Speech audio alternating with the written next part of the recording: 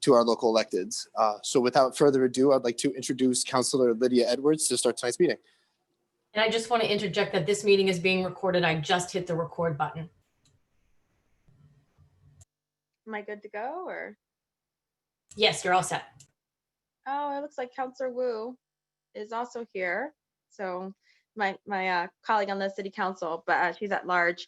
In any event, first I wanted to say today we declared as a city council, this is Matt Conti Day, in recognition of the NorthEndWaterfront.com.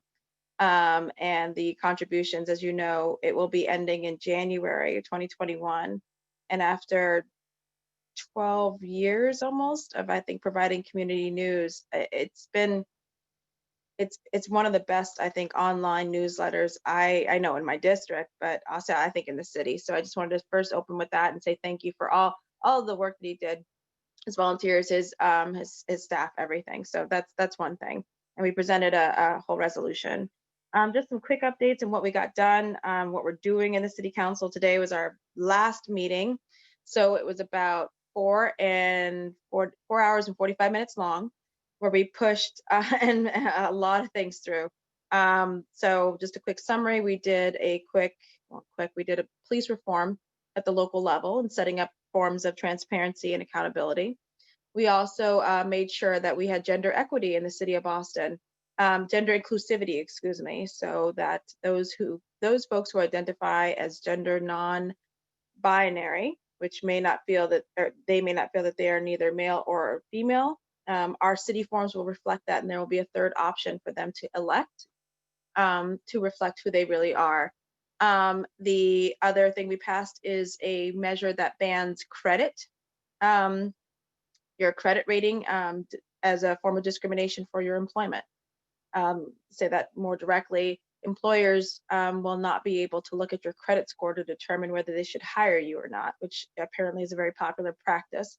There are certain exceptions for certain industries, naturally, where your credit score and finances and banking and other sorts of fiscal stewardship jobs, that this does not apply to them.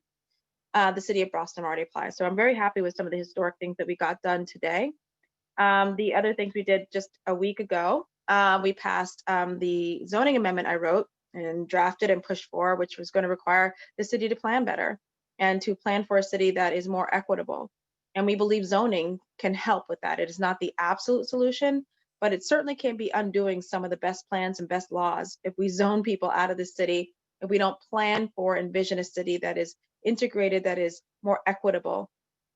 And we need to acknowledge that developers have a role to play in that and hold them to standards if they're confused as to how. That's what this does. It's historic. We're the first city in the nation to say that we're going to plan for a more equitable city. And we set up standards, goalposts, mitigation packages, so that they come with a comprehensive toolkit for the developer to navigate that developer from point A to point B to help make their project better. We also passed through the city council, now on the mayor's desk, a city charter ballot initiative. If it gets through the attorney general, she'll check it for its constitutionality. It could be on the ballot in November of next year. And that ballot, that initiative would change our budgeting process, or to make it more transparent. I'd be able to make direct amendments on the floor for my district, and you'd watch me do that. You'd watch me fight for this district, and there would have to be all sorts of amendments, but you'd see it for the first time. Right now, there's really just what do you want? I say what I want. Mayor produces the budget, and then we can decide yes or no if we want it. And that's on $3 billion. That's not a modern way, I believe, of being fiscally stewarding our city. It also provides for participatory budgeting, which would allow for the first time for certain funds to be allocated and you, the voters, to direct exactly where it goes. So I'm excited about that. It's the first time I think the city's tried a direct charter amendment instead of going to the State House, which I love, Aaron, and I love you, Joe, so very much.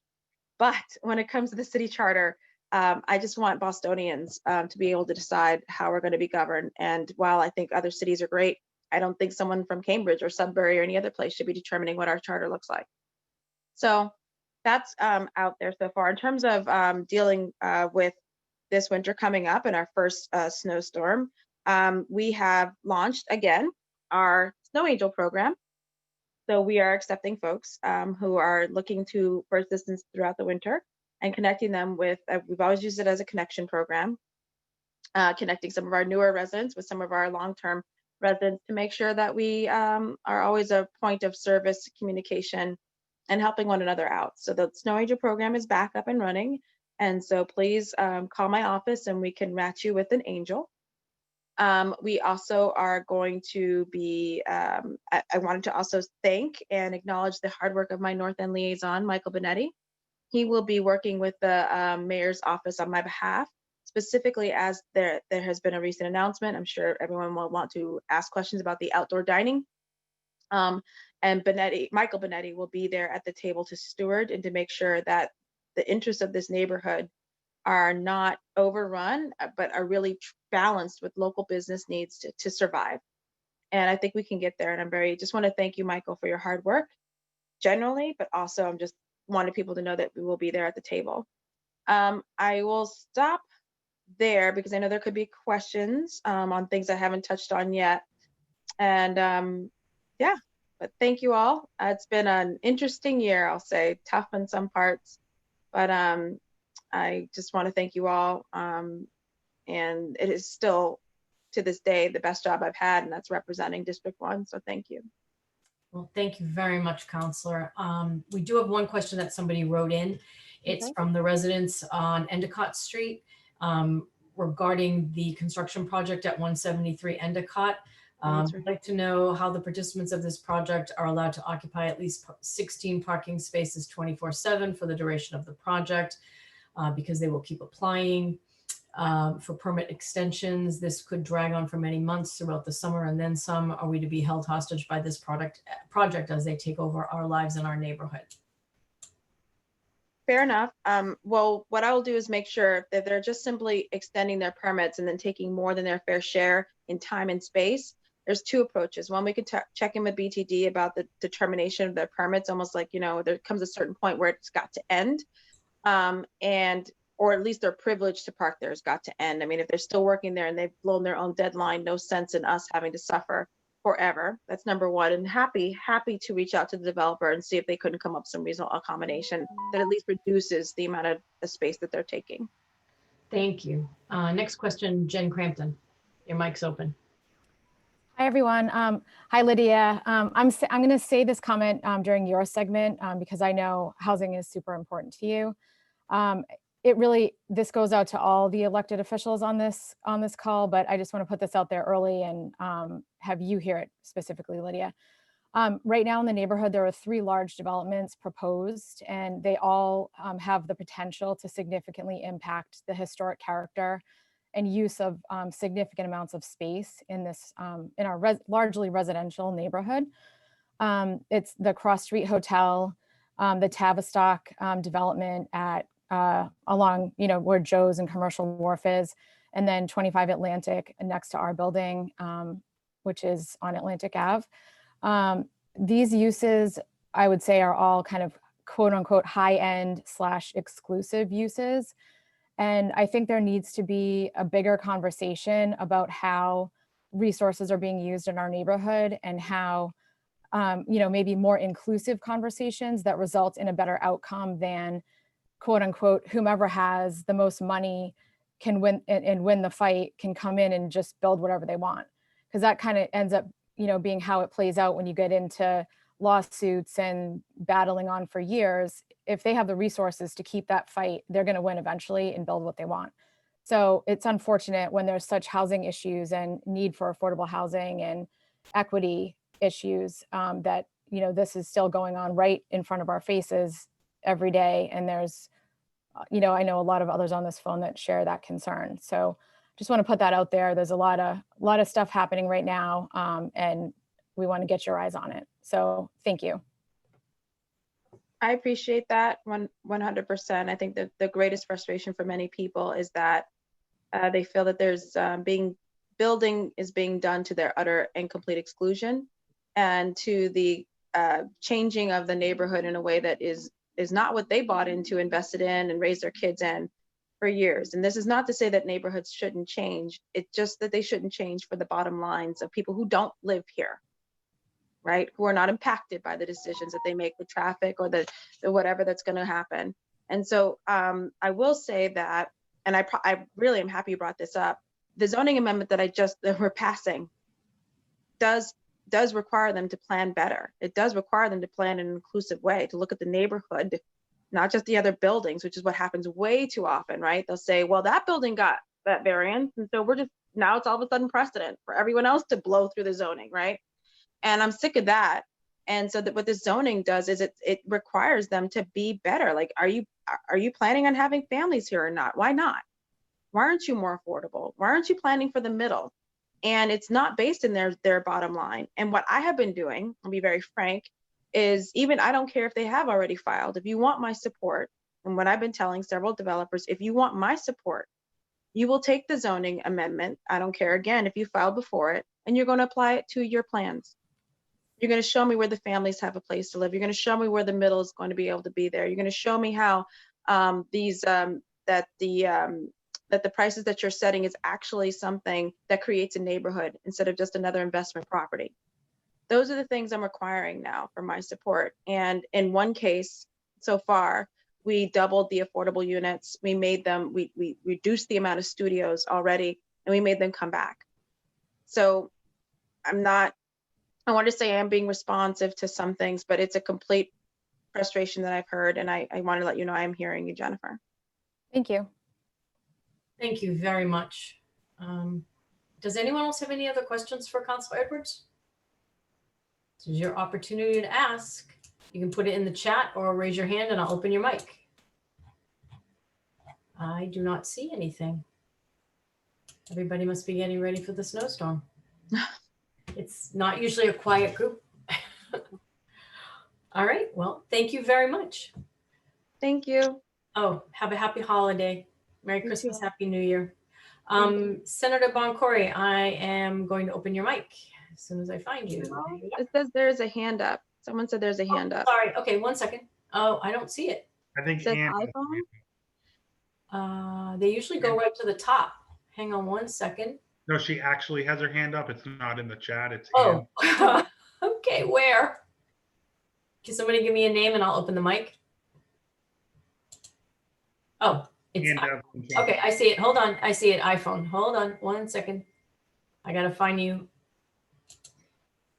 All right, I just hit the unmute now. So there you go, you're open. Can you tell us your name? Ann Devlin Tagliaferro. Hello, Ann. Hi, Cheryl. I just want to reiterate what I said last night, but I want to add that I think, most of these people, counselors that live in the neighborhood, some of their staff lives in the neighborhood, if they just could take a walk down and see how this is going to impact the Prince building.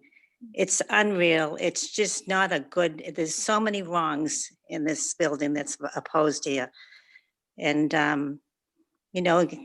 to name one, I'm talking about the roof deck, the height, the privacy, the shadow study. I mean, I have sun in my building at 10 o'clock. My sun is gone. I live right next to it at gym. My sun is gone.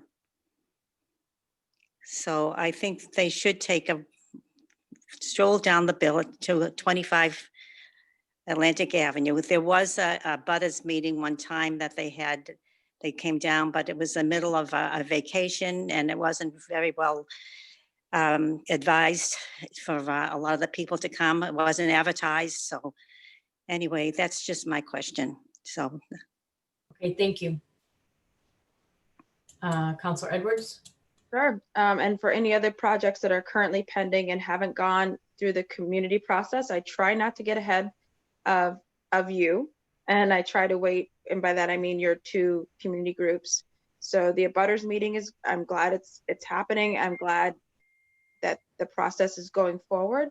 But I tend to bring in the hammer, if you will, after I've heard from everybody, their concerns, and then before they go before the ZBA. So I have seen the physical triangle patch, if you will, that they want to put the building on. I've seen the renderings. I have been skeptical, I'll say that. but I don't want to get too far ahead into it. But I want you to know my eye is on this. Thank you very much. Okay, Steve Borelli, I'm going to open up your mic. Someone said you had a question, and you should be open. So Steve, I click on the mic and it'll pop up on your screen to unmute yourself. Yeah, you got it. Lydia, Darlene Romano, you'll be next. Lydia, Hi, Steve. how are you? Well, thank First, you. I'd just like to thank you for following up on your porta suggestion during our meeting a year and a half ago. The guys we had in the North End were great. They were dedicated, they were sincere, and I know you were a big push behind that. And I don't know if it's a pilot program, but I think I represent a lot of the residents saying we'd like to have these guys on full time throughout the year because they were really good. I mean, if you mentioned an issue, they jumped on it, no complaints, no complaining, no, faces made that you asked them to do a little bit something, but they were good at what they did. And I know you proposed that about a year and a half ago. So thank you for following through on that. Thank you. What I'm going to ask you to do is with this pilot parking program, we need a sit down. We don't just need a Zoom meeting, which is going to take up about, I know the agenda is pretty heavy, about 10 minutes of the mayor's time. And we need you to be there with us because once again, and I know they cut your legs out last year when you opposed it, cut your legs out from under you, that they're going to take away another 300 to 400 parking spaces with this pilot program starting next April 1st to December 1st with the restaurants. The restaurants. And one of the issues I have and I've had is how they compensate the neighborhood with additional parking. I mean, last year they gave us 300 spaces down at the Haymarket parking garage. That was utterly useless because the 300 people that were supposedly affected just take other parking spaces. For example, say if Senator Boncory lived above the Italian Cantina, they would give him a permit to go and park. I don't think Joe, I know how athletic he is, but I don't think Joe's going to walk down to the Haymarket parking lot to park his car. He's going to take a space where residents such as myself would normally park. So that leaves 300, a minimum of 300 residents who have no recourse and nowhere to park during these pilot programs. That's going to be probably from Clark Street all the way to Cross Street, taking a pander of shit on both sides. I think we need to sit down with the mayor to discuss our concerns and get a full view of what's going on, because usually when you propose a program, you sit down with the community and discuss it. You don't say, I'm doing this program next year. Oh, by the way, I'd like to hear from you. So Councilor, do you want to respond to that? We've got a lot of people with questions, so we've got to, keep them short. Well, as I said, we heard the announcement just with everybody else, but I will say our representation and seat at the table is represented by our North End liaison, Michael Benetti, who will be at the table to present to the mayor and to help design this program before it's formally started. So that's our goal, is to make sure we present a balanced program. But again, we heard it and it was announced to us as well. Thank you. Darlene, I'm going to unmute you. You have a question for the counselor. Actually, I just want to say thank you, Lydia. Thank you for always being there for us and helping us with a lot of stuff that needs to get done in the North End. You are one of the best that we've had to help us along with everything. And I just want to thank you and, wish you a Merry Christmas. And hopefully next year, a lot of these projects that are coming up, a lot of residents are very unhappy. And hopefully we can work with you and Michael, with the mayor, to try and work through this. I just hope that, we can work this out. It's not a happy place where a lot of our residents are right now. So thank you for always being there and helping us with everything. Thank you, Darlene. Thank you. Thank you very much. Thank you, Counselor, very much. I'm going to turn it over to Senator Joe Boncory. Thank you, Cheryl, and it's wonderful to be with everyone here today. I just want to thank Lydia Edwards. doing a wonderful job. I echo Darlene's comments on. I also want to wish Lydia a happy birthday. She celebrated her birthday recently, and because I have respect for my elders, I won't tell you how old she is, but I can tell you it's a milestone birthday, and she's on mute, so she can't really have a retort here, which is wonderful. But happy birthday, Lydia, and happy Matt Conti Day to everyone else. A lot to celebrate in the North End tonight, Lydia. A lot to celebrate. I hope everyone here is safe and your families are doing well. This pandemic has made it difficult for everyone to get together in traditional ways. I really do still hope everyone's staying connected to their friends, their family, and their loved ones. It's a good opportunity during this time to check in on your neighbors, make sure you're hearing from them. The people that in the neighborhood that may not have family so close. We are still a community and a strong community. So I just advocate for anyone to check in on anyone who knows someone that's lonely. It's been a number of months since this pandemic started, but I want everyone here to know that resources are still available. If you need any assistance, whether it's accessing unemployment assistance, having a Wi-Fi set up for a student in your home so they can remotely interact in school, or locating a COVID test facility, please do not hesitate to reach out to my office. These are things that we're on top of. We have resources, and we're here to serve you and provide the same for you. I know I gave you a brief update, probably less than a month ago. So I do want to touch on a couple things we're working on Beacon Hill. The number one thing that I've heard is, as many of you probably have also heard, is the MBTA was planning a round of service cuts due to the COVID pandemic and the lack of demand for commuter rail, T, and bus service across the state. Along with many of my colleagues on this call in government, we stood up against those cuts. And of course, with the urging of residents about their concerns about the MBTA's proposal to reduce cuts. This week, I appeared at the Fiscal Control Management Board to reject the proposals because I really believe that the long-term health and economic recovery from this pandemic will include prioritizing public transportation.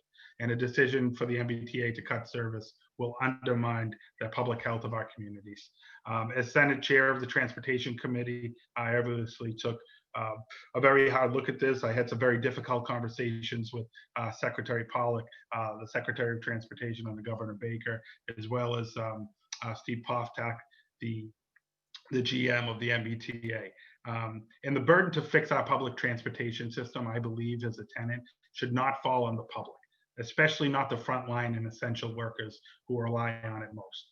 Instead, to ensure, the long-term recovery from the COVID pandemic and achieve a state of good repair on that system, I've requested the Fiscal Control Management Board consider the available funding alternatives the legislature has already provided this year, including a new TNC fee structure, accelerated sales tax remittance, authorizations to move employees on the MBTA's capital budget off the operating budget to the capital budget, and hopefully with the eventual roll-in of some federal stimulus.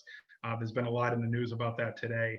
We'll be able to close budgetary gaps and keep service where it is. I'm happy to announce that the MBTA did come and meet us a great deal of the way. And I just want to report on some of what we can look forward in reduced service. Beginning in spring of 2021, the red, orange, and green lines frequency will be reduced by 20%. The blue line at Aquarium, that frequency will only be reduced by 5%. So that plan for subways in downtown Boston maintains about 80% of pre-COVID service levels. On bus service, as we push back, it's important to report that the plan for starting in spring of 21 will maintain 90% of pre-pandemic service levels on our MBTA buses.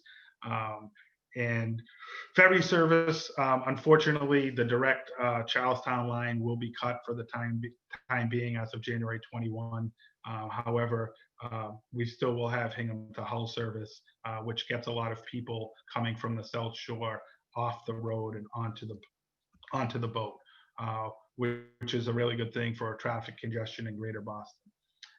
Obviously, the legislature, since we last spoke, took up the fiscal year 21 budget.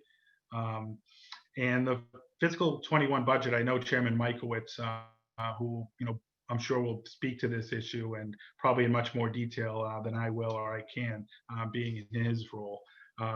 It did pass the beginning of this month and includes important provisions, not just to support public transit, as I previously discussed, but I really think that this budget is a reflection of the legislature's values in putting families and communities first, while being able to ensure fiscal stability and making considerable investments, even during these pandemic times, in essential services such as housing, food security, and education.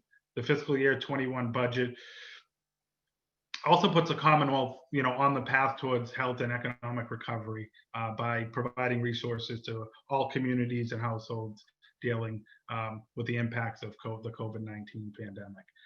Through the budget process, I'm happy to secure on the Senate side, and it was rolled into the complete budget. I was able to secure an additional $5.7 million for local and statewide initiatives, from supporting pediatric acute care at Tufts Health Center to supporting our local aquariums. I can see Rick here from the aquarium. I went into the budget with your neighborhood in mind, and I'm happy to report we're through the great work of Aaron Mikowitz.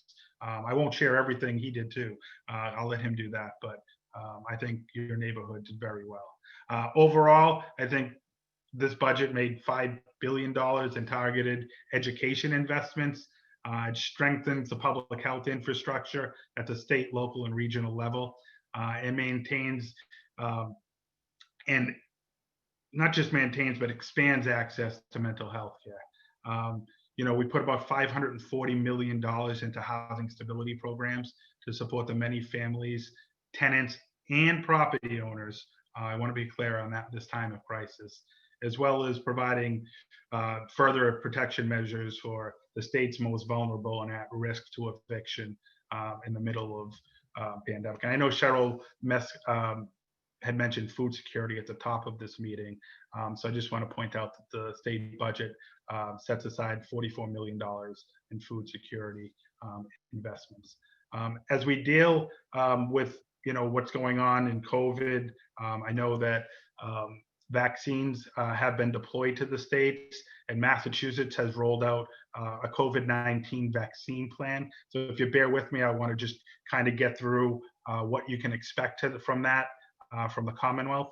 And phase 1 of the vaccine rollout, which is going to go from December to February, will include all clinical and non-clinical healthcare workers doing direct COVID care, as well as will be deployed to long-term care facilities, rest homes, and assisted living facilities, police, fire, and emergency personnel, as well as home-based healthcare workers, and healthcare workers doing non-COVID facing care. In phase 2, the vaccine will be deployed between the months of February and April to individuals with 2 or more comorbidities. So those people who are high risk for COVID-19 complications, as well as the early education sector. So teachers and students who are K through 12, people working in transit, people working in food services and grocery stores, as well as our sanitation public works workers. Also included in phase 2 are adults 65 and over and individuals with 1 comorbidity. Phase 3, which will be April to June, these vaccines will all be available to the general public, which is really just want to provide some timeline. Obviously, timelines, as we've come to realize through this pandemic, are subject to change, but this is the plan in place with the supply that the Commonwealth has. So if anyone has any further questions on that, I'm happy to answer. As this year comes to an end, my office has begun to plan for the next legislative cycle, which begins in January. So as we do plan for that, I would love to hear from all of you on the matters that mean most to you. My office will be holding a coffee hour in your neighborhood to hear from you on these policies and issues that you'd like to see my office prioritize. I want to thank the good work of my constituent service aide, Luigi Natali, who's from the North End. He will be providing my contact information in the chat. So if anyone has any questions beyond the Zoom call tonight, I'd be happy to answer them. And I just want to take the opportunity to wish everyone a very happy holiday. I know it'll be a little different this year, but nonetheless, the spirit is there, and I'm looking forward to seeing you all again in person the next time we do something like this. So thank you for your time tonight. Thank you, Cheryl, for making this time. And Oh, our pleasure. Thank you for doing this. And we love working with NEWNC too. This is great. Does anyone have any questions for Senator Boncory? I'm looking to see if there's any hands. There's got to be some questions. I'm just giving people a chance. If anybody, everybody's been texting me. So if you have a question, text me. Nobody has any questions about. All right, Stephen Borelli. How come I don't see you with your hand up? Hold on a sec. 1 second. I'm going to open your mic.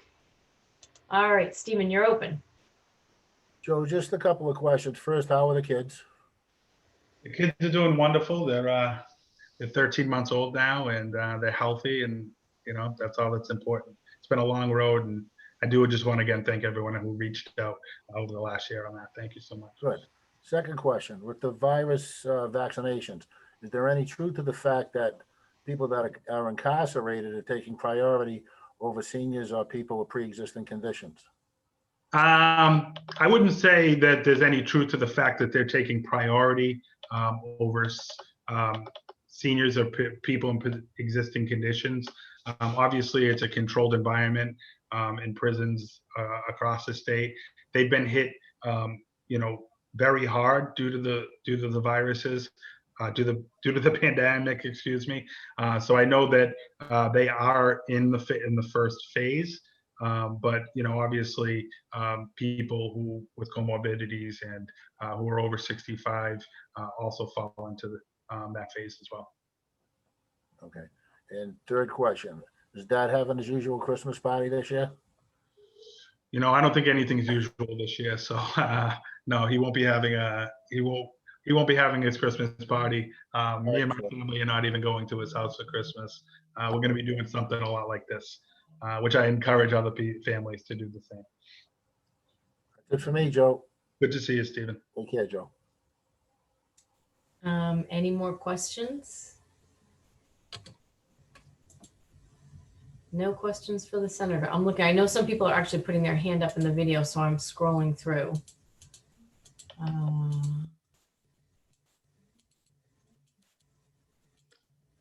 Guess that was succinct, right? I know. It's unusual for our group. All right. Well, I do want to. I know Aaron's is running a little late. Yeah. He just texted me. So he obviously things in the House are pretty busy today. They have been in session all day, and there are other committees, conference committees, that are due to report out some bills in the short term. So it's not for lack of wanting. I'm sure I know he will be joining us. It's just a matter of, it's not if, it's when. Yeah, he will be. Let's see. Well, does anybody have any questions? I'm looking to see. I know Councillor Bobby George was going to join us, but she's not on yet. Well, Michelle Wu, Councilman Wu is on here. Why don't you talk to us for a few minutes? I'm going to open your mic, Michelle. Okay, I'm happy to step in and be the ringer brought in here. Oh, we're happy to have you. It's good to see everyone, and I hope you all are staying safe and getting ready for this snowstorm that is coming up. From my part, we've been, as Councillor Edwards said, had a very busy day today, had nearly a 5-hour long council meeting to close off the session, and made some strides on a couple of different initiatives. I've also been pushing to continue 3 sets of plans that I put forward this year, as we've launched the mayoral campaign as well. One, continuing around development, the plan to abolish the BPDA and really make sure that we are actively planning for our neighborhoods and not just following sort of what every single developer wants and negotiating it parcel by parcel. So I can try to put some of these links in the chat afterwards. Two, on climate and how we will actually be resilient and take that leadership at the city level. There will hopefully be a different federal situation, but we are running out of time. And the North End and so many of our neighborhoods near the water are really the first to be experiencing this at high tides and king tides, and then as the storms come. And then third, around food justice. We have seen food as one of the biggest issues during this pandemic. Food access, kids going hungry because they're not in school buildings, our small businesses, food businesses especially, really struggling, food workers experiencing food insecurity as well. So really wanting to dig in and make sure we're supporting our communities as it comes to creating this recovery through a small business recovery plan that is equitable and that will center our neighborhoods. And then just sort of separately, as a mom and a caregiver for my own mom who's been struggling with mental illness and living with mental illness, I'm really focusing on mental health going into the new year. There will be many, many impacts of this pandemic, even after the vaccine is here, even after we're better on the path to economic recovery, where we still need to make sure that our seniors who have been really struggling and worried about their health, every family that has been scared about what might happen or struggling to put food on the table, and our young people who've had a lot of burdens on them as well. And then just continuing to push on schools, right? My 5-year-old is in kindergarten, but as he says it's school on the computer, which has been really difficult for an active little boy and for so many families, either students with disabilities who need those in-person services and are experiencing regression because our schools had been closed, or especially parents with young children. It's been a really difficult juggle, and to see that burden on BPS has been awful. So here's to a brighter new year and lots of planning to make sure that we're not just keeping our fingers crossed, but actively taking steps and not focusing on band-aids, but true long-term recovery and building that better system for everyone afterwards. Terrific. I'm going to let you take a question. We have Kathy. I just unmuted you, Kathy. Okay, I don't know what thanks. the question is for. You can. I guess this question is a little bit for city councilors as well as for state, because the city has enacted different tighter regulations regarding COVID than what the state has done. And I guess my concern, and obviously public safety is paramount regarding COVID, but we also need to be aware of what that's doing to our businesses, the restaurants and other businesses in the North End and the city of Boston and community in general.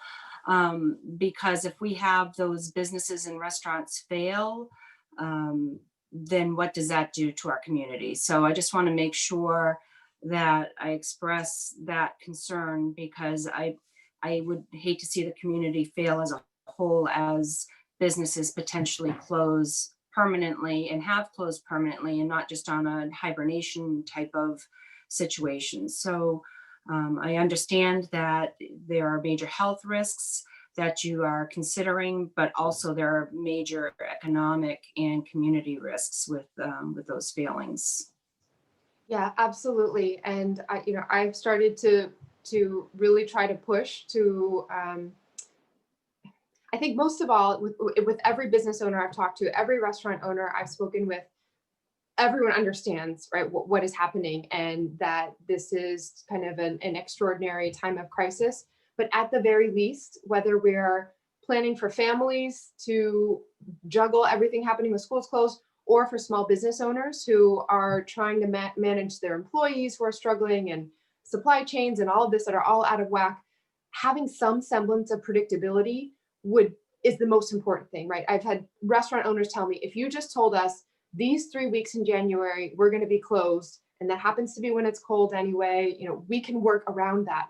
But it's been this constant yo-yoing back and forth of, okay, now we're opening, now we're closing, and it doesn't make sense either, right?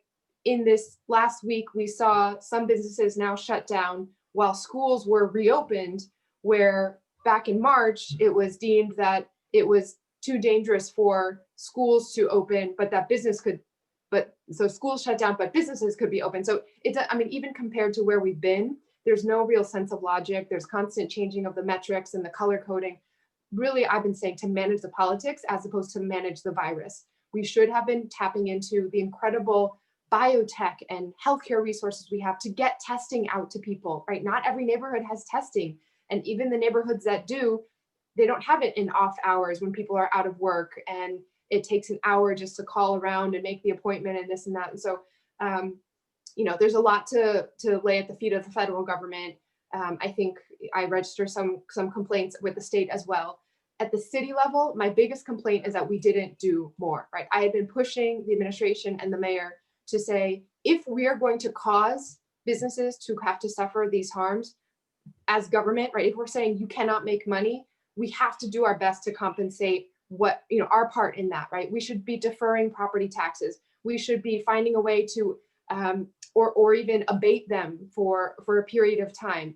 Boston is one of the few cities anywhere in the, you know, in the country and even in the Commonwealth where we are still charging our restaurants for all of their full license fees, all of the permitting fees, the annual renewals, even though they're not making any money and we're not allowing them to, you know, kind of operate at full capacity. So there are little things that the city can do. It certainly doesn't add up to what we need from a federal relief package, but we have been pushing from the inside to have those voices be heard. And I'm just so sorry to all of our business owners who've had to go through this back and forth and back and forth. We've seen, I've experienced a little bit on the, just as a parent going through all of this as well. But I hope we take these lessons because this will be a long recovery to dig out of, and that we need, as soon as that federal money is available, to really be intentional about how we're helping our small businesses, our local neighborhood ones, come out of this and find a way to open back up. Senator Bakari, do you want to respond to that? Do you have anything to add about small business and then John Romano is going to give us some snow emergency updates from the mayor's office. Joe, I got to open your mic.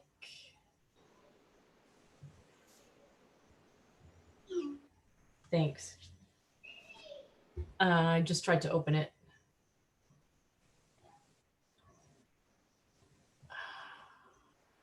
Okay, thank you, Sheriff. Yeah, I want to touch on that. I mean, I think with every decision at a state level and of course at a city level that the mayor's making, he's doing so with businesses and small businesses in mind. At the beginning of this pandemic, we were successful in doing what we could to help small businesses, especially in the restaurant sector. We allowed them to withhold paying meals tax and sales tax for restaurants, which provided some relief to that until the federal government was able to sort of stand up a federal stimulus package.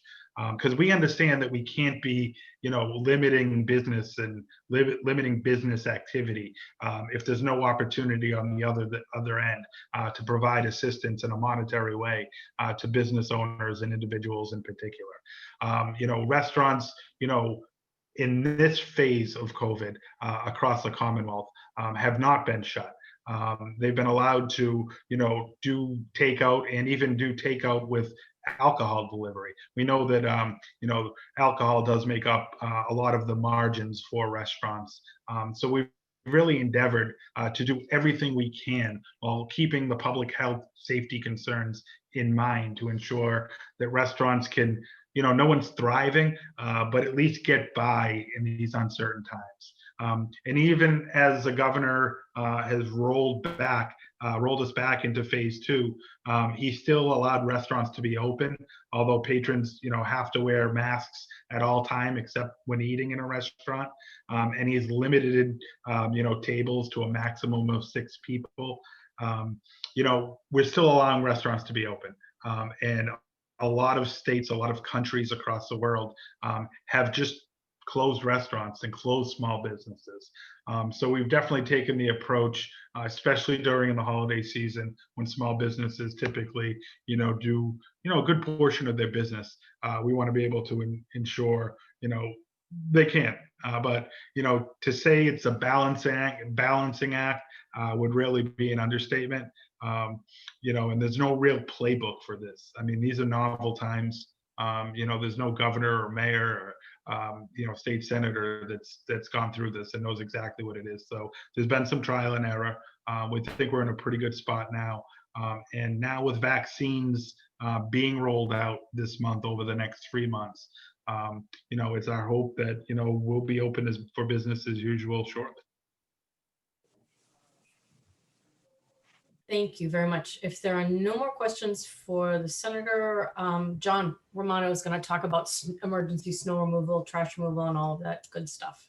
Well, thank you, Cheryl. John Romano from the Mayor's Office of Neighborhood Services, everyone. The Mayor will talk about why we have, you know, made some of the decisions that we've made to prioritize the safety of our residents, of the city, and support our businesses, and why we've made decisions based on some of our health metric data that has been changing based on the infection rate as we've seen from there. You should be on relatively shortly, but Cheryl, like you said there, I do want to share some of our snow emergency information to make sure everyone is aware on the call. At 6 p.m., you know, we have entered in a snow emergency in the city of Boston, as well as a parking ban. So what that does mean is that trash will be delayed 1 day. So make sure you put your trash out on Friday instead of on Thursday morning. Street sweeping will not be observed tomorrow. The National Weather Service has issued a winter storm warning in effect from 7 p.m. to Wednesday at 1 p.m. So Thursday, 1 p.m. Thursday. The total snow accumulations may range anywhere between 8 to 12 inches, and winds as high as 35 miles an hour expected, as well as a coastal flood advisory is in effect from 10 a.m. to 4 p.m. tomorrow. We want to make sure that all commuters, which doesn't normally apply to our people on this call here, but we have friends and family that join us all over, to utilize caution when traveling during the storm on Wednesday night and Thursday. Public Works is going to be out there with equipment to pre-treat Boston's roads right now. And starting at midnight, they'll be able to start doing some additional treatment, as well as they have the ability to put 600 plus pieces of snow clearing equipment on to clean the roads. And the department currently has 44,000 tons of salt on hand. I don't know if anyone's seen that massive salt pile down in South Boston, but it's 44,000 tons of salt on hand. The Office of Emergency Management is in constant contact with the National Weather Service to receive detailed forecasts for the city of Boston and ensure city departments have plans in place to handle the forecast. Residents can sign up to receive Alert Boston notifications by phone, text, or email in the event of a snow emergency / parking ban, if that's declared. Everyone's kind of heard me say this from here. Can't do two things at once, so I will post that link in the chat right after I finish talking here to make sure if you haven't already signed up for those notifications, either by phone, text, or email, it is great to receive. You also can always call 311 for non-emergency related issues. We do want to talk about BPS since we have a lot of parents on the call as well. That all BPS school buildings will be closed tomorrow. All students, including students who are scheduled to report for in-person learning, will attend classes online for a partial day that will end 2.5 hours earlier than the regular scheduled dismissal time. And there'll be no in-person learning on Thursday. So as indicated in signage posted in BPS school parking lots, parking is not allowed during snowstorms. We need to be able to clear those lots out, and vehicles may be towed if they're parked in a BPS lots this evening. What I'm going to do after this is I am going to post the link to where we have some road closures or some places where you're not able to park in the north end, and also where there's some parking garage alternatives to make sure that no one puts their car in a spot that they're not supposed to have it. All the BPS meal sites will be closed on Wednesday from 10 a.m. to 6 p.m. Or will be open, on Wednesday from 10 to 6, and then instead of Thursday, they will be closed. So again, like I said, I will put a list of discounted garages in here as well. In trash collection, like I mentioned before, that was supposed to be on Thursday, will be postponed until Friday, December 18th. Friday's collection will be Saturday. It's kind of similar how do we treat holidays throughout the city. And again, street sweeping, overnight street sweeping, or any street sweeping will be canceled for tomorrow. Now, Boston City Hall and all city departments will be closed on Thursday, December 17th. Boston Public Library locations will be closed, including BPL to go services. Residents with appointments that were scheduled in City Hall will be contacted to reschedule those appointments by each department. If anyone needs any assistance with that, I will also put my email in the chat as well to be able to help get you some assistance with that. And all BCYF centers, so the Nazara Center, are closed and in-person programming is canceled. And there will be no warming centers because the weather does not meet the temperature threshold. So we normally have the temperature threshold of 1 day or more of 0 degrees Fahrenheit with wind chill. And then as we go through, we have some more information about some of the mobile testing sites that will be closed.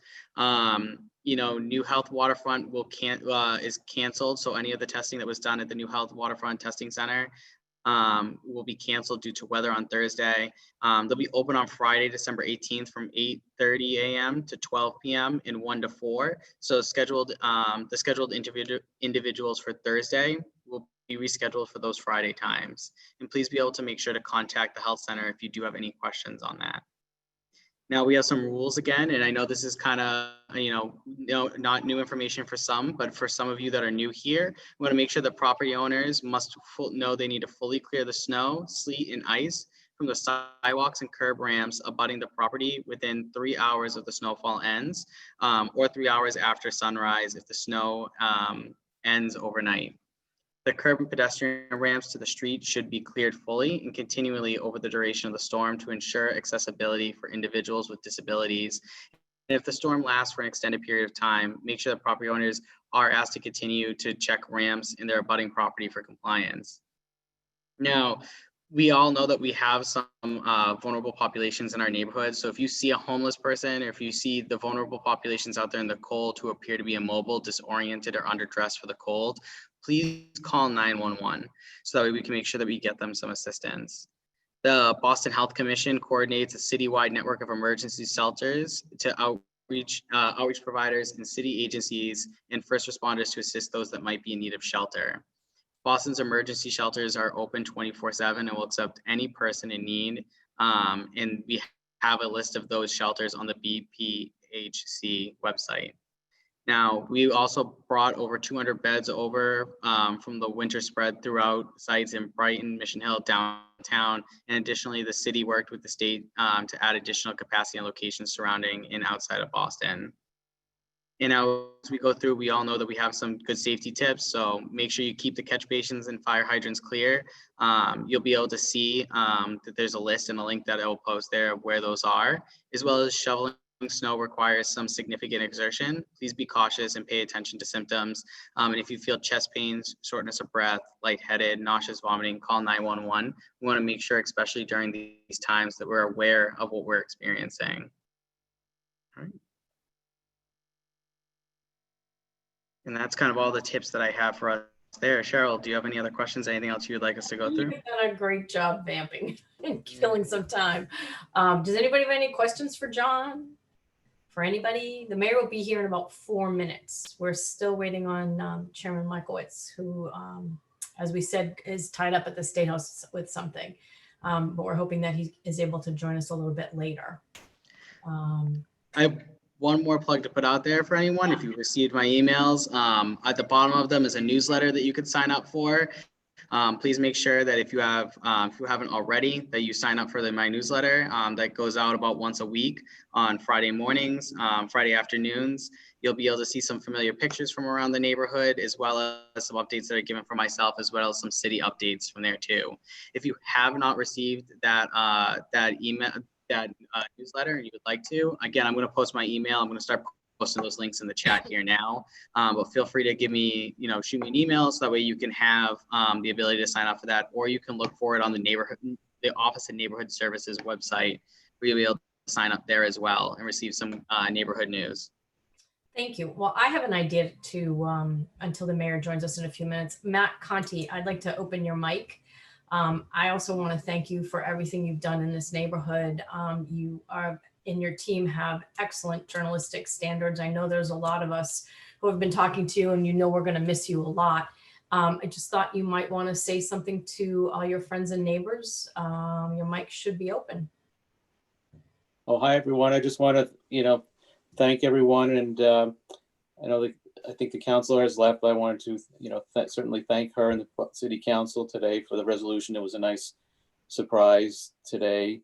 That was certainly thank the the senator and representative as well. Thank you, Councilor Wu, as well for the resolution. And thanks, for the neighborhood and community. It's been I've enjoyed every minute of it, and the mayor's office certainly as well. The contributions really, it really was a community effort, and it really put it all together, and I've enjoyed it. And I'm not going anywhere. I'm still going to be around, and it's on to new projects. And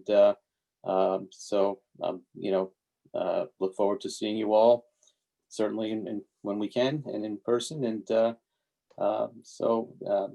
thanks certainly to all the groups and everything that all of you do as well. And thank you, Cheryl.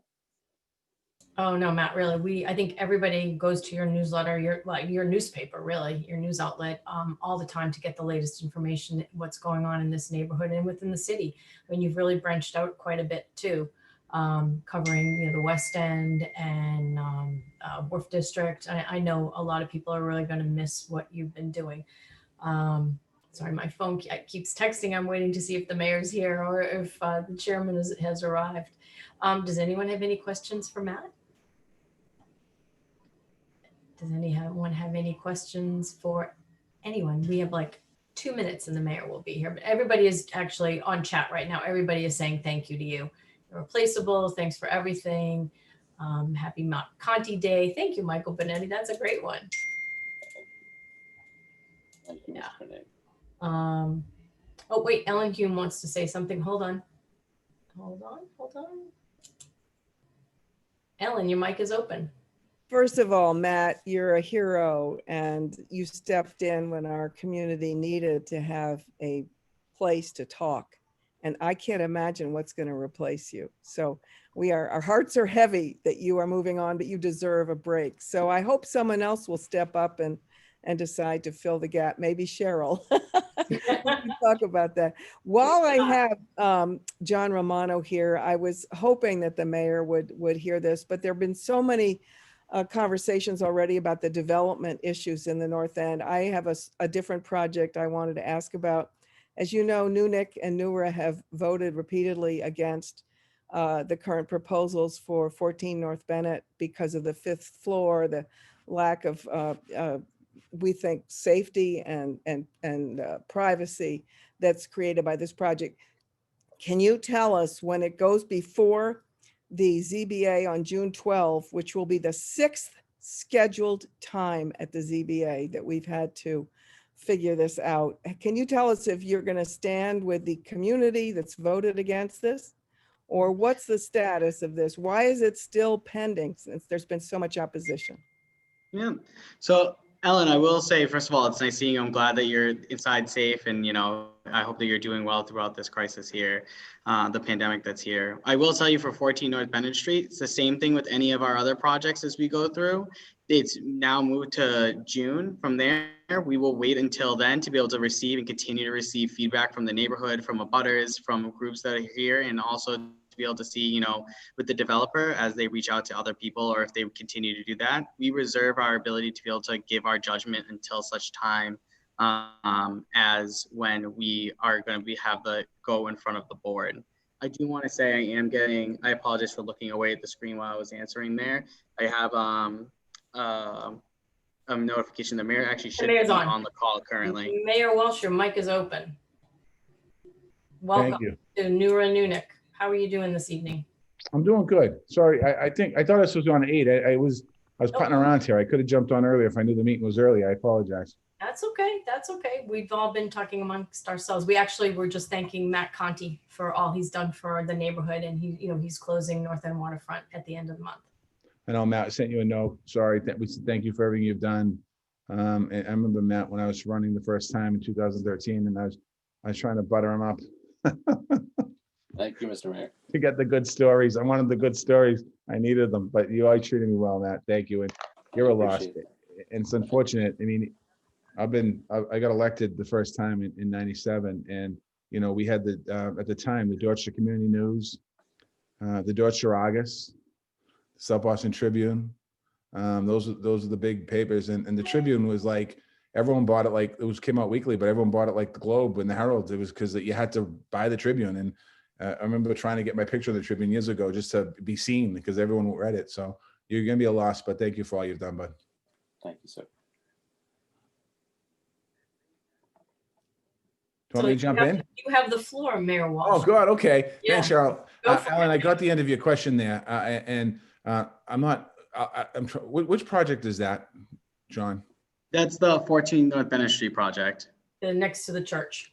Yep. Next. Okay. So Ellen, I know you're saying 5 times, and I know that I was at the church for a funeral one day, and a father grabbed me and talked to me about is that the one with the balcony? They were putting balconies originally in the back and all that. Yeah, and the project has changed since then. Yes. Yeah. So, and I said to him at that point, we talked about it. So what John said was absolutely right. On these projects, before, and you can fill me in tomorrow, John, on the June date. Seems like a long way away. Yeah, that's my apology. It is a January date. I messed up the month there. Okay, so let's talk about it. We'll figure out. Let's talk about the office. But generally, what happens, Ellen, is before the city takes a position on something like that, we usually like to see it go through the community process and have the community. And I know what you're saying. I hear what you're saying. But from the original project, from what I understand, like some people aren't as opposed to it. So let me just work on it, and I'll get back to you myself. Okay, I promise you. All right. So John, make sure I call Ellen. If I don't call Ellen, I can't show my face in the North End again. All right. So because I can tell you right now, she'll find me, and not only will some of the restaurant owners be mad at me and some of the constituents for opening the restaurants on the street, but she'll come at me too, and I don't want that. Okay, so I just opened Ellen's mic. Go ahead. Thank you, Mayor, and thank you, John. I know you're working hard to keep the neighborhood, the right neighborhood where people are happy. We do have some important points to make to you, so I appreciate that call.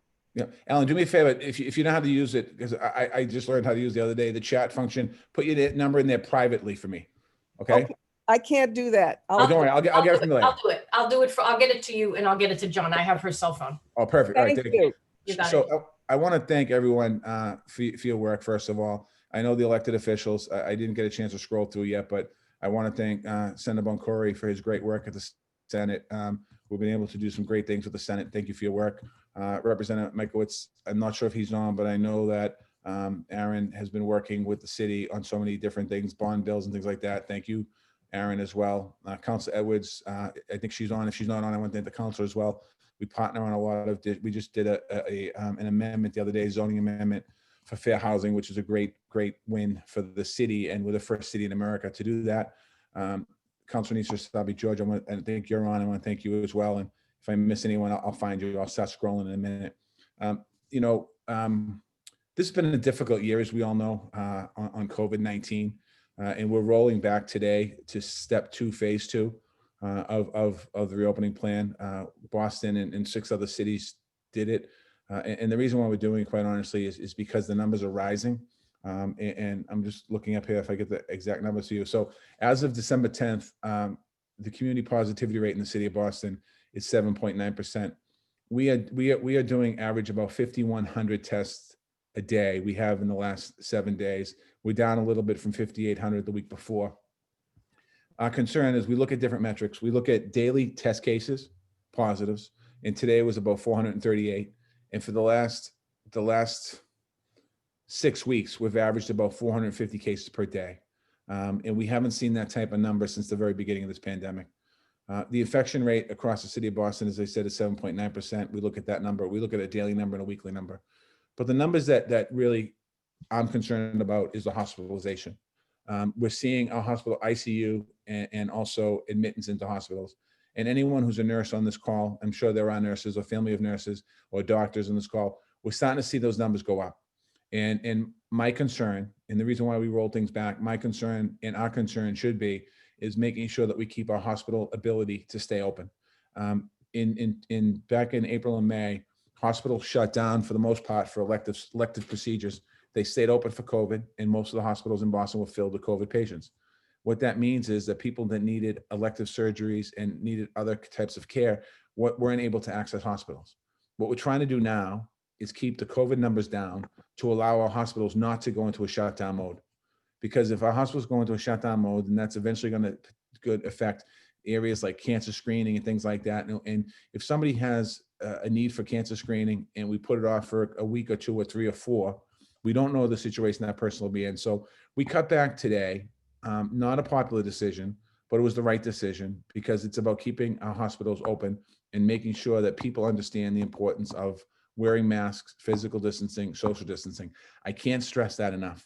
The impact of COVID-19, and all of you know this, on our restaurants, on our businesses, on individuals, whether it's your psyche or your job or the ability to be able to pay your rent or pay your mortgage, all of that has been impacted in a big way by COVID-19.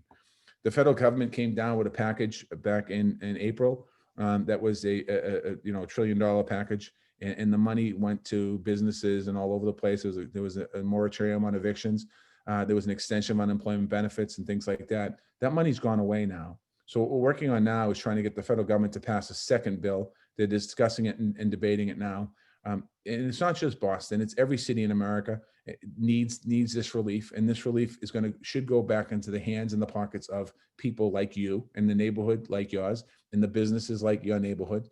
And we're seeing these struggles. So that's kind of why we shut that's why we shut industry down last week. And I can talk more about that when we get questions. I'll go through this quick so I can get questions, so you can get me questions. We declared a snow emergency. Hopefully everyone moves their car before 6 o'clock tonight. We're going to get anywhere from 9 to 13 inches of snow. We have not seen snow like this, believe it or not, since January of 2019. We didn't really get a storm much last year. We had a little bit of snow in the beginning and that was it. So we have a snow emergency. Our public works crew are going to be out. They're salting right now. And then tomorrow we're going to have about 600 pieces of equipment out in the streets. Anyone who owns property, you're responsible for the sidewalks. And I'm going to ask people if you wouldn't mind, fire hydrants and crosswalks, if you could shovel them out if you're shoveling. And any businesses on the call, if you do that, would love you to make sure that crosswalks are shoveled as well.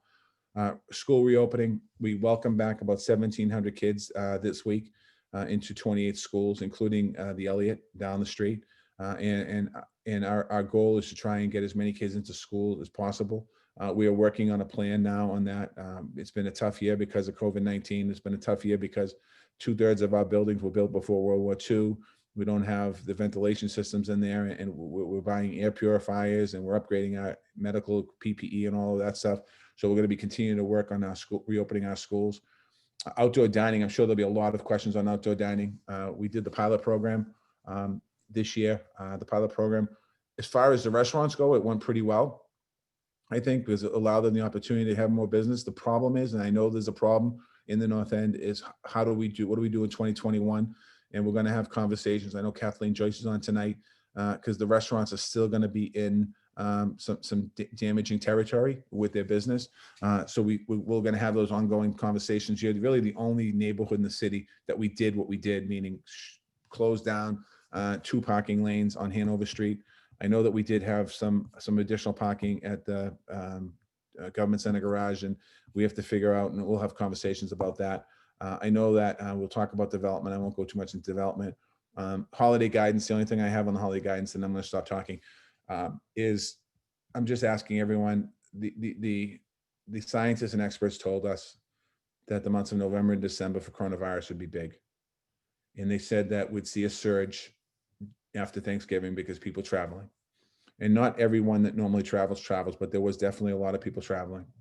And 5 days after Thanksgiving, we saw our numbers go to 500, 550 cases per day of coronavirus. And that was definitely connected to Thanksgiving. We're starting to see that number come down a little bit to about 450 to 430 cases a day. It's still high.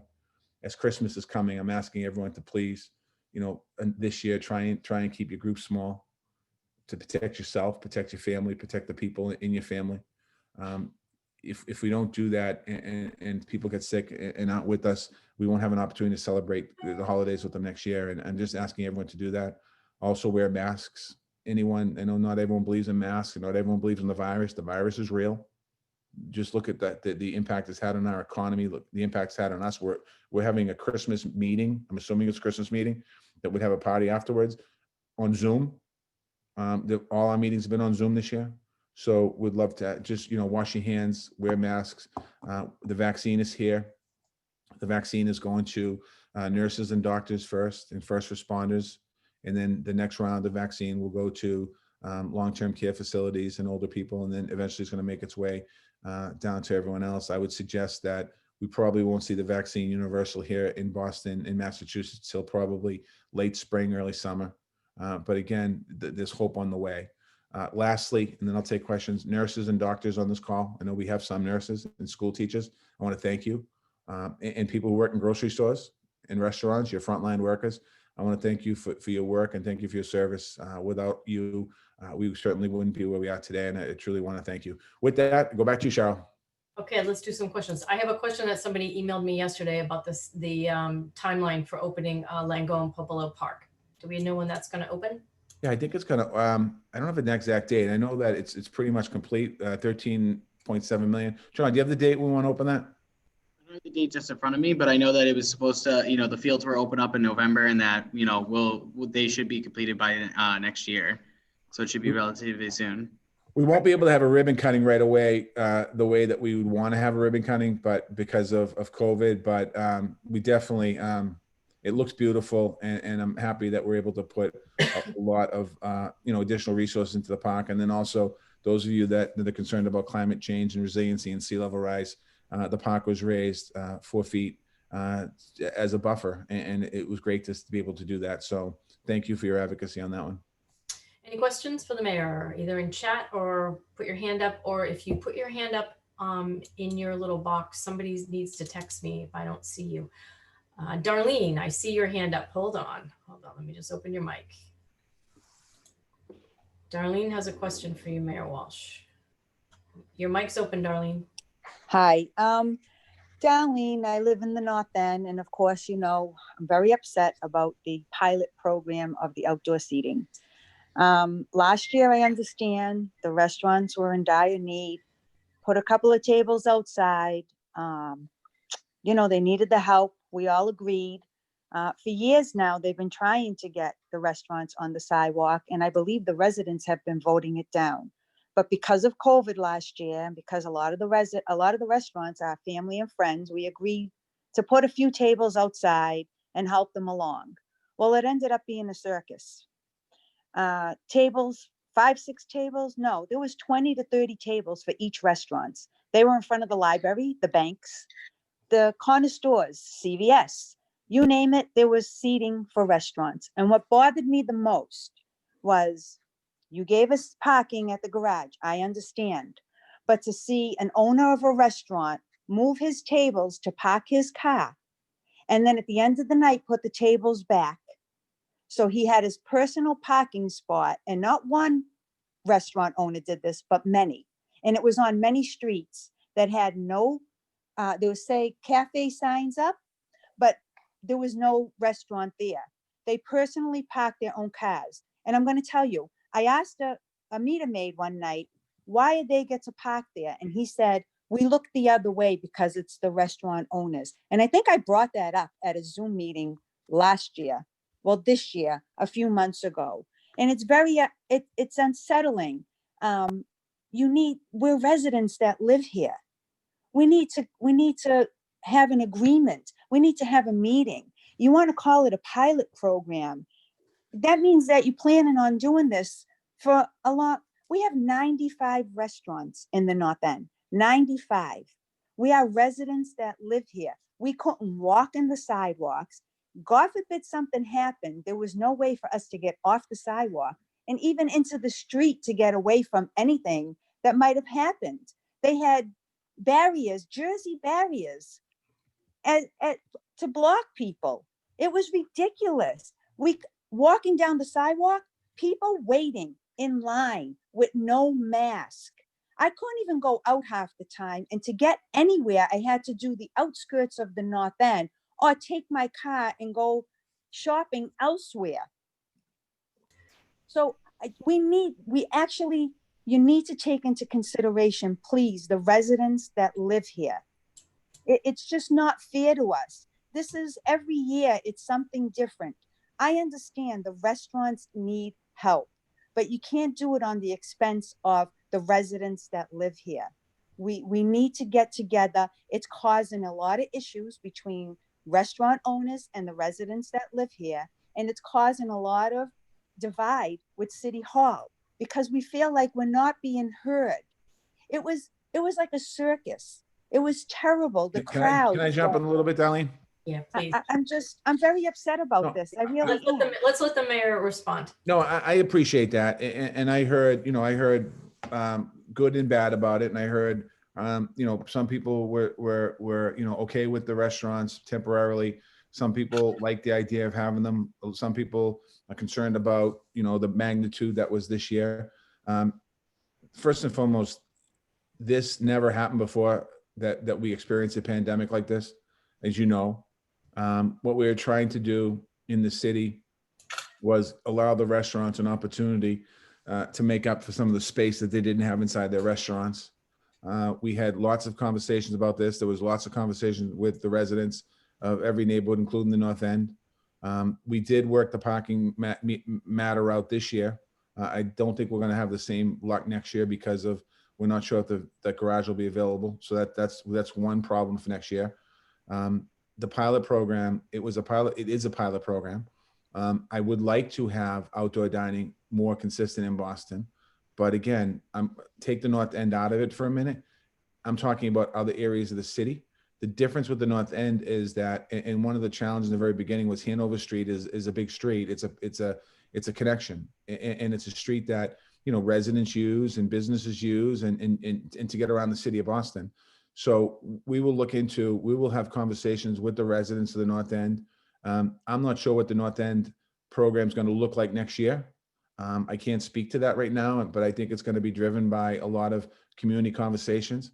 As far as the parking enforcement officer saying that, they're dead wrong on that. That should not have happened. And this is the first I've heard of it. And if I personally knew that, we would not let that happen. Some of the restaurants wanted to put, different type of furniture and different type of awnings out there and stuff like that. We didn't allow any of that to happen this year because we couldn't give somebody something that someone else couldn't have. And so we're evaluating the situation. Your feedback is important. We have the chair of the licensing board on this call tonight.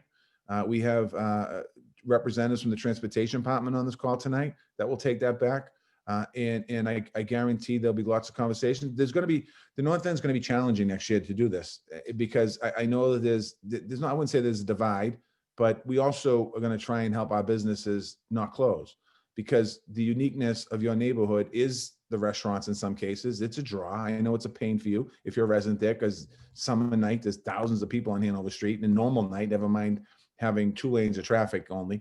So we have to come up with a system on how we can talk about all these challenges. And I appreciate your comments, and I'm not taking them lightly. And I can't find out now who was parking, but if you want to, some point, let me know who was parking there. We'll work on it. And on my screen, right next to you is Carla Tangle. Ironically, she's sitting right next to you on my screen. And she just put a note in there. So anything that we can do to be helpful, we will. And it is a pilot program. It will turn permanent in some parts of the city, but I don't think there's any way on this earth, in God's earth, that we'll be able to make permanent on Hanover Street on both sides of the street. It's just not wide enough. It's not big enough. It's not safe enough. And I know there's a lot of confusion and so we'll keep talking about it, but I appreciate you putting it out here tonight. Any more questions for the mayor? Stephen has a question. Okay. Stephen Borelli. Stephen Borelli, hold on. I just got to find, because there you go. You're unmuted, Stephen. No, he's still muted. Yep. You got to click it on your end, Stephen. There you go. Steve. How you doing, Mayor? Good, Stephen. Following up on Darlene's concerns, one of the major concerns and one of the biggest difficulties of last year was, and I'd appreciate it if Mr. Romano can include me when he has these meetings, and hopefully you show up to hear our concerns, is that there were 300 permits given for residents to go and park at Haymarket. The issue with that was, say, for example, if Mr. Romano lived above the Italian Cantina, he got a permit.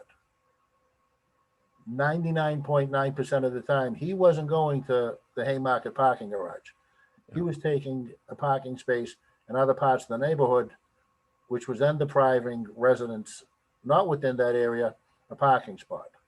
Yeah. So you had people on North Street, Commercial Street, Harris, parts of Salem that weren't affected, Prince, and weren't affected by the parking, by the restaurants, but were unable to park in their own neighborhood. Now, I've been there 62 years, and I have some very dear friends, some of my closest friends own restaurants. But you're taking probably 5, maybe 10 the most of the restaurant owners are from the North End, born and raised there, or have been there most of their life. And you're taking, and I understand you're trying to help them out, but you're taking their concerns and their problems and relaying them over to the residents. I mean, some of my dearest friends own restaurants, and I've had this argument with them. You don't live here. So so the city's gonna inconvenience me, who has been here 62 years, so you can make some money. Last year, I lived with it because, like you said, they needed the help. But what was surprising is there were restaurants in the neighborhood that don't do any business whatsoever, maybe 1 or 2 customers a week. And they were given 40 to 50 seats outside of their restaurant, which was bizarre. You drive by these same restaurants every night, they have no customers in them whatsoever. And yet there was one on North Street, probably 50 to 60 seats in front of the restaurant. I haven't seen more than 12 people eat in there in 10 years. So that's one of the things that has to be considered too. The restaurant's business capacity and what it's been doing. If my restaurant isn't doing business and never has done business, I'm getting 50 seats. That doesn't make sense. And I think that's one of the concerns that hopefully I'm included in the discussions with Mr. Romano to talk about. And in addition, there's places like CVS, the post office. Our seniors need access with their cars to these establishments. But this summer, CVS was blocked off. Why? I don't know. There were at least 2 to 3 spaces there that the fence was there and there was no restaurant. The post office, seniors can't get to them. They can't pull their car up if they have to. They have to drive around the world to find the parking space. I mean, literally from Battery Street to Cross Street, there was not 1 space on Hanover Street. These are things that must be addressed now. Let me just jump in on a couple of things, Steve. The issue of, as you were talking about the resident parking and parking in other spots, I can see where that happened. And then I was thinking, how do you fix it? And Jennifer, if we do it next year, Jennifer put a great fix right there. And Jennifer's right. If somebody's going to be able to, if we're going to do something similar to, I'm not saying we're going to do it, I'm just saying something similar. If you get a sticker for the garage, you lose your parking sticker for the North End. You're absolutely right, Jennifer. So thank you for that. That's a great fix, and we'll work on that. Again, I think that when we put this together of the outdoor parking, the outdoor restaurants, it was put together fast because we didn't have a lot of time to think about how do we lay something like this out. I know that the city and the neighborhoods did the best they could in the circumstances we were in. I'm not going to say it was perfect. I'm not going to say it was horrible. I'm going to say it was the best we could do at the time because we're in the midst of the pandemic. But I think one thing that definitely we learned a lot about the process.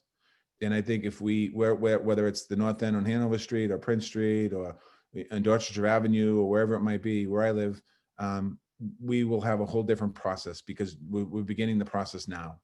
And I think that everyone should have a voice at the meeting. And with Zoom, it's all going to be Zoom. There's no reason why anyone can't make a meeting to talk about it. So what you've brought up, I noted it down. And again, we're going to take all these into account. And when there is a meeting, you should be invited to it. And everyone from the neighborhood should be there because I do want to help the restaurants and I don't want them to close. There's no question about it. I'll be the first to say that. And I want to do everything I can to help them. But I also understand the people that live in the neighborhood. My chief of staff, who's on this call, lives in the North End. And she'd come in the office, would talk about what was going on. And, Monday, Tuesday, Wednesday, Thursday, Monday, Tuesday, Wednesday night, it was pretty good because it was average. And there was people coming in town and going to dinner and stuff. But Thursday, Friday, Saturday, it was tough. And she'd explain to me and talk to me about it. And we send a lot of inspectors out there. People were only able to have the tables that they could have out front. They weren't able to add tables. We had inspectors down there. We wrote up violations. We did all that. So I appreciate the feedback. And as we think about next year, it's going to look very different because we have the time now to go through it all. So I appreciate your feedback on it. I appreciate your comments, by the way. And you're absolutely right about parking. I mean, listen, if I lived there, I'd probably do the same thing. If I had free parking at the garage down the street and I happen to find a spot on a different street, I'd park my car in there and walk home. So I'm not saying that's the right thing to do, but I'm not going to not tell you the truth and tell you I'd do it the other way. But if you take the parking pass away for the North End, then you got to go to the garage and you're guaranteed a spot. So we have a question from Sarah Bull. We also need to raise and enforce tickets and towing for non-residents taking up resident spots. Can those tickets and fees fund resident parking in garages that are actually in the North End? Let me ask Chris, do you know what the numbers are and the prices are? I'm not sure. I know we raised fees a couple years ago. We did. I don't know off the top of my head. Carla, you might. If not, I'll put it in the chat in about 60 seconds for what the resident permanent parking violation is. It's gone up, right? It has. We raised it a couple years ago. And we also raised in tow zones in front of fire hydrants and handicap ramps, all of those. I think we raised them all about 2 years ago. But we did, just so everyone know, we basically put a pause on tickets this year from roughly April through, I think it was like July, was it, Chris? More or less. We basically, particularly around sort of hospital districts, and we were obviously very sensitive around sort of non-public safety related ticket enforcement issues. So we did lax ticket enforcement this year a bit because of COVID and people not working and stuff like that. So we didn't want to hit people with tickets. Most residents don't want to park in the garage. I appreciate that, and I hear what you're saying. I think we're talking about residents on any residents that a restaurant might have affected the neighborhood as an opportunity. That was requested by all the electeds. We all talked about it, and we said if we're going to take parking spaces away that normally are traditionally parking spaces for community, we had to come up with an answer. You're the only neighborhood, I believe, that we actually found alternative parking for. No other neighborhood in the city got that. I mean, again, it's different. You guys are different than anywhere else because of the magnitude of the restaurants. So I can't say, like Dot out, there was tons of restaurants on the street, but there's plenty of parking there as well. So we have a question There's from never plenty of parking. Okay, we have a question from Todd Barber. I just open your mic. Thanks, Cheryl. You can hear me? Yes, we can hear you. Thanks, Mayor, for being here. Question I have, I'm a resident of Commercial Wharf. There's some major developments in the North End. I'm clearly impacted by the proposed Tavistock one. I joined the neighborhood abutters meeting earlier tonight for the 25 Atlantic.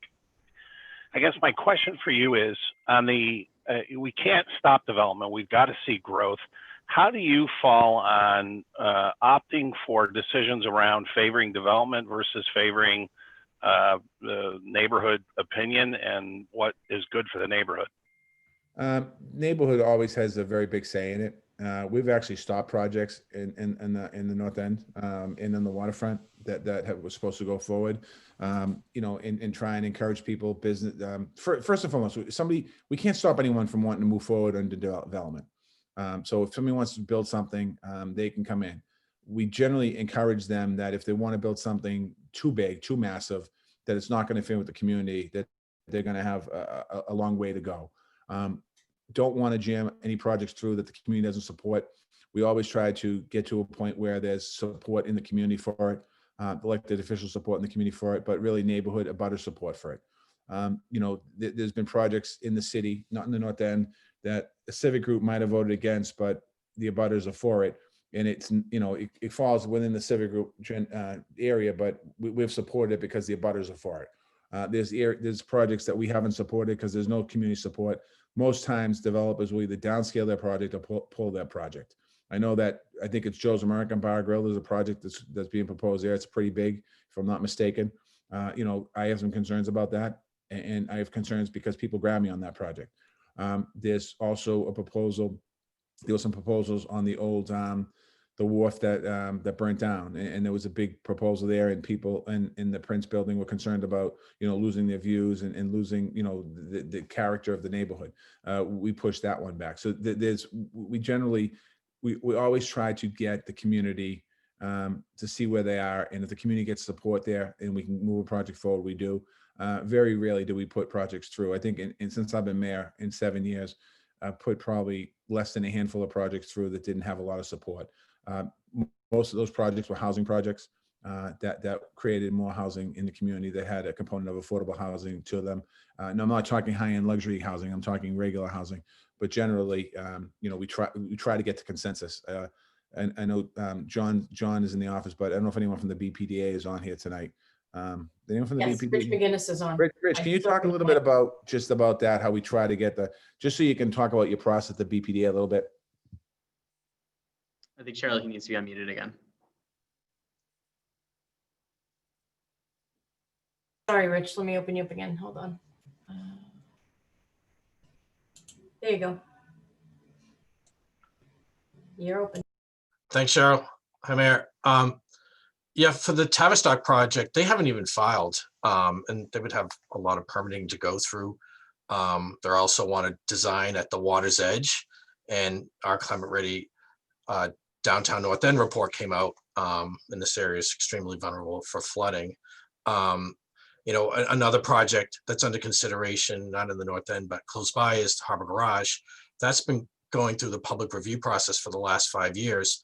And that started off at like 1.2 million square feet. It's now down to about 860,000 square feet, and will continue to evolve with community pushback, community participation.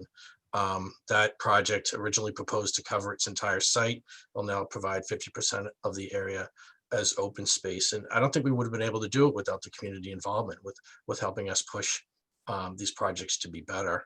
So stay engaged. Harbor Garage is really still at the beginning of its permitting process. And then the Tavistock project, they haven't even filed anything.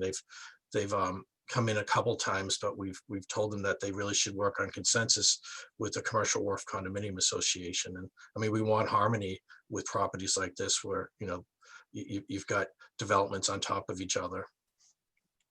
And sometimes we ask them before they even file to go and get some support, because if you come out with a project that's huge and there's no support at all out the box, it just makes it contentious for them, and they're spending a lot of money, and at the end of the day they might end up with nothing. So we generally try to get any development, the big stuff, not the stuff Ellen was talking about, the renovation of houses or adding on, but like the bigger projects, really to try and get some consensus before they even file with us, because it just some people don't listen, and they come in and file, and they're tied up in process for years. And other people pay attention, and they decide maybe this isn't the right use for the right spot, and they go other places. So that's kind of the mindset there. Thank you. Thank you. Any other questions? I don't know if people are putting their hands up in their screen. I don't see any hands up here. I don't see anything in the chat. Text me if anybody sees a hand up. I know a lot of people have been doing that. I'm just clicking through. No hands up. No, I don't see anybody.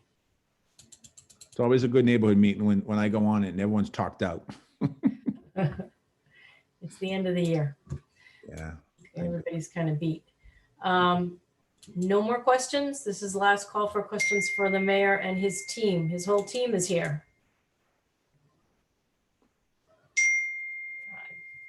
I don't know. People are texting me. Darlene has another hand up. Darlene, be nice this one. Hold on. Let me open Darlene's mic. I'm going to mute. If Darlene comes at me too hard, give me that mute control. Darlene, you're open. I apologize. It's just very frustrating, and hopefully we can work something out with all of this that's going on. I understand. I have family and friends that are in the restaurant business, but it's residents that live here also, and there has to be some happy medium between both. It can't just be one way or the other. So I'd appreciate it if we can, really have meetings on it and come to an agreement on both sides, not just one side or the other. No, I agree with you, Darlene. I mean, I agree with you, Darlene, and I don't take it as an insult. Trust me. Your neighborhood's awesome, and I love your neighborhood, and that's why we're making investments in there. The Prado, I'll be honest with you, I went in there on a Sunday morning for a meeting. There's an AA meeting in there Sunday mornings in the summertime. I was there about 3 years ago, and I was sitting in there, and I was looking around, and I say to myself, this is beautiful, and the people down this neighborhood, and it smelled like urine in the corner. I said, the people in the neighborhood deserve something better, and that's why we made investments there. Langone Pupila Park. I'm a former Little League coach and ran Savin Hill Little League. And when I'm down there, I know the North End Little League is a great Little League. And that's why I built a new park down there. The Nazara Center, when I went in there, I saw that, and I know it's a neighborhood connection for people. And I'm like, okay, we're going to build a beautiful new place for the kids down here and for the seniors down here. And then the Nazara Center, with people worried about what's going to happen with it, and we're going to we're going to work something out where it's not going to be $1 million condos in there. We're going to make sure we preserve for the community. And you know, your neighborhood's awesome, and I love the fact that you still have the old school feel when you walk down. The guys in front of the coffee shop, and you know, ladies with the shopping carts and things like that. I love that, and you know, that's my job as mayor, to preserve your community and preserve it for the neighbors. So if I can, whatever I can do to do that, we're going to keep doing that. And hopefully you'll see me out. We'll be all out, hopefully in the springtime, summertime. And I spend a lot of time in the North End. So I want you to grab me and tell me how you feel. I don't care. I will. That's my job. That's my job. I mean, honestly, I don't mind it. And I appreciate it. And I think you're doing a great job with COVID and trying to keep us safe. And I've always stood behind you. I was just a little bit upset over, you know, it was a circus this summer down here, and I felt like nobody was listening to us. We were calling 311. We were trying everything we could, and we were just getting no answers. And so hopefully if something does come up this year, it's a little bit more, you know, easier on the residents. No, absolutely. And you know, and in fairness to John, who's on here, you know, John's still fairly new in the office. He came in under COVID. We haven't been able to have the meetings, and he's done a really nice job for the community. And, you know, we haven't been able to do what we need to do in normal circumstances. So he's learned a lot too. I mean, I think he started right at the beginning of all this, and like he kind of walked into the middle of this. So, you know, every day goes by, he's gonna have more and more confidence. And you know, you have some great people in the North End that work for the city of Boston too. So, you know, don't be shy grabbing them. And as I said, my chief of staff lives right on Hanover Street. So she's down there with her kids and her husband. So, you know, that it's important that you're an important, every neighborhood is important, but I love the North End. I really do. I'm not just saying it because I'm on the phone with you guys. I do love the North End. And Ellen, I have your cell phone, so I'm going to give you a call. We have one more question. Well, actually, two. Kathy, your mic is open, and then Jen, I'm going to open your mic and you go after Kathy. Thank you, Cheryl. Just wanted to reiterate a little bit about what Todd mentioned, and thank you for your comments about development in the North End. I too live at Commercial Wharf and very concerned about potential development at the Tavistock property and also other developments in the North End in general. So thank you for your consideration and recognizing the importance of the abutters and how it affects us. Oh, you're welcome, Kathy. And good friends of mine live across the street too from you guys that I've known for 30 years. Thank you. That have called me on the same project. Jen Crampton. Hi. I made similar comments earlier, but I just want to say it real quick, Mayor Walsh, while you're on the phone. And thank you for joining. This is great to have a chat since we aren't seeing each other in person at, you know, neighborhood events and Wells Fargo events where I randomly see you cutting ribbons at playgrounds and things like that. So echoing the last couple comments that were made, there are 3 big developments happening in the neighborhood, potentially happening in the neighborhood. You've heard Tavistock be mentioned. You've heard probably of the Cross Street Hotel that's proposed, and then also 25 Atlantic next to us. And I had mentioned this when Lydia was speaking because I know housing is kind of near and dear to her heart, and just want to make sure that we're looking at what the neighborhood needs holistically. None of these projects involve any affordable housing. It's all kind of like high-end exclusive uses. And it starts to feel like developers, you know, developers have deep pockets in a lot of cases. And it ends up being, you know, whoever has the most money and can fight the process long enough is going to win. You know, using influence with connections that can be, you know, employed in fighting various battles legally and with PR and everything else. So we're just hoping that you keep your eyes on this and try to make sure that these developments don't impact this. You know, we have a historic neighborhood, it's very residential, and these developments that are proposed are pretty out of character for the neighborhood, unfortunately. So you'll be hearing more about this, of course, through the process, because we are gonna raise our voices and speak out against it. But we just I just want to call attention to the fact that these things are going ahead, and it really is starting to feel like, you know, the guy with the most money wins and the guy with the most inside contacts wins, and it just doesn't feel good. No, I appreciate that. And that's been said a lot, not by you, but it's been said a lot, and that's just not how it works. And I think you'll see with these three projects you talked about as we move forward here, the housing projects, they have, if there's housing component to it, there has to be affordable piece of it. And quite honestly, lately in a couple of these projects, we've been able to get 20% affordable in some of these projects as well. So, and I know that that's something that Lydia pushes for. I know it's something that Aaron's going to push for. And I'll make sure to keep an eye on these projects and get a little more information about them, where they are in the process and how we move forward. And you can always call me directly. Don't, call me in the office. Just call the mayor's office, get me to John. You can call 311, ask for the mayor's office, meaning my office, or you can get me to John Romano if it's something that's going on, it's contentious. And I keep, I don't always remember every project, but when the project comes up in a neighborhood, I keep very close eye on it. So for example, when, what Prince Hotel, hypothetically, if I know it's contentious, I'm going to watch about it. People grab me, father grabbed me. Like I said, at a funeral about the project on that Ellen's worried about. And, and I jumped on that and, I'm like, wait a second, like you can't have balconies looking into the sacristy of the church. I mean, and just happen to be the church. It could be your living room. So we're going to keep eyes on that stuff. And if you hear anything like that, you can call us out on it too. I mean, don't be shy. If you see me do something that you're not happy with and there's no support, don't be shy to call me out on it. Thank you, Mayor Walsh, because we all have a lot of concerns about what's happening to the North End waterfront neighborhood. And we would really appreciate being able to work with you and your team so that it stays a residential neighborhood and it does progress. But, as Jen and Kathy and a few other and Todd have said, we're all kind of concerned about what's happening down here. And we're glad that it's on your radar. And I was supposed to come on a meeting a couple months ago and something happened. I couldn't come, but anytime that if I can make it and you need me, just let John know. If I can jump in, I will. If I can jump on the calls, usually not that hard, especially I don't have to be at the whole meeting. I can come later in the meeting too. Yeah, so that'd be great. That'd be great. Yeah, there's a lot of talk down here, as you can imagine. But anyway, thank you. We have another question about prioritizing vaccines for North End residents as phase 3 begins, given all the restaurant and visitors we get. What I would suggest we do is at the next meeting, maybe I'll have somebody from Health and Human Services from the City of Boston Public Health Commission come on and talk. We will not have vaccines widely available in a month, but we'll have a better understanding of what the timing is. The issue with vaccines, we have two companies right now, Pfizer and Moderna, that are making vaccines. The state was able to purchase 300,000 of Pfizer's vaccine. That's a 2-shot vaccine, so that's really 150,000 people. So they're going to focus on hospital workers right now, and then first responders. Moderna, I believe the state bought 200,000 shots of that, and that's 100,000 people because that's a 2-shot shot as well. So that's 250,000 people out of 7 million in the Commonwealth. So we still have a long way to go.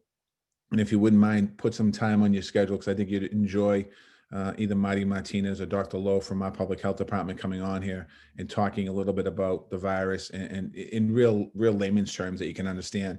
And we'll have a better understanding on the vaccine. So he'll be able to better answer it. What's the timeline and when's it going to come? It's by priority. So I know there's some longer term care facilities in the North End.